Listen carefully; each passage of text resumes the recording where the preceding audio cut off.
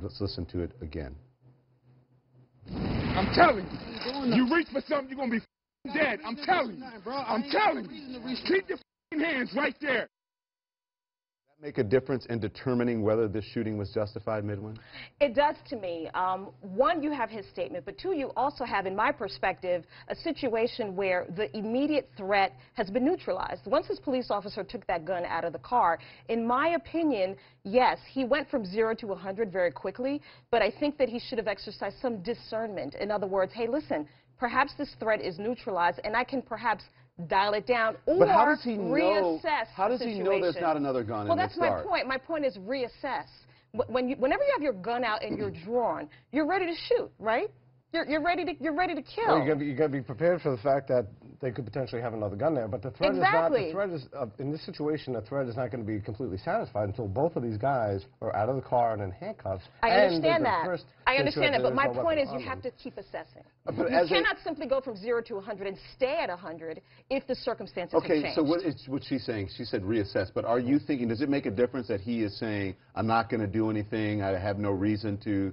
Does that make a difference to you as an officer? Why would I have any reason to believe it? Because the gun was removed from the car. And as it turns out, that this guy was a career criminal. He shot at so he shouldn't be prejudged because of that. And did absolutely he can. I don't think he should. Did 13 years in jail but he still has a civil right to not kind of be shot dead. But that he knew the officer knew him. The officer knew his history. The officer called him Jerome. The officer had arrested him a year before.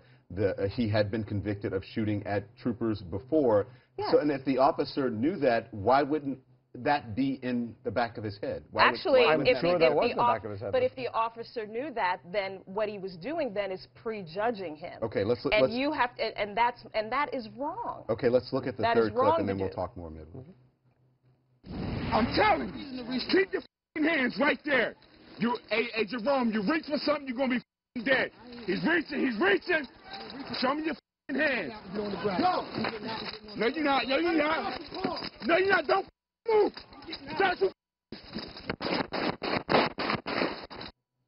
So, what do you make of that? He tells him, he forecasts to him, if you move, if you don't show me your hands, if you get out of the car, I'm going to shoot you, you're going to be dead. He tells them exactly, and then he doesn't do what the officer says. Right. If the officer is saying, don't move, and he has his hands up, and he's saying, I'm not moving, I'm not moving, I'm not moving, he's still not complying with the officer. Even if his hands are up, he's approaching the officer. Right. That's not complying, even if his hands are up. Right. It's not complying. But, you know, I always go back to whether or not that police officer feels that he is facing an immediate threat. Whenever a police officer unloads their gun into someone, they have to make sure. He died. He died. And I don't know if your viewers saw this particular part of the clip, but at the end, when he does come out, both of his hands are up. Right. See that? Both of his hands are up. So as you're looking at that, in that moment, does it... Well, his hands are coming out from his body. They're not up like this. But yes, as he's coming up with his hands up, the officer in the shooting... Can we play? He's coming right. He's coming... Let's play clip 3 again, the one we just played. Play it again, and we'll look at it. I'm telling you, keep your hands right there. Hey, Jerome, you reach for something, you're going to be dead. He's reaching. Show me your hands. No, you're not. No, you're not. No, you're not. Don't move. You know what I find interesting about this whole scenario as well? You see, the driver's clearly complying. Yeah. He's got his hands out the window. He's been listening to everything this officer is saying. This guy's done nothing but not listen to what he's saying and bulldozes his way out of the car. And this officer clearly knows who this guy is. My question is, in that moment in time, you're saying his hands are up. Between the shooting and the hands are up, does the officer have enough time to discern whether he is unarmed or whether he's coming at him? He should.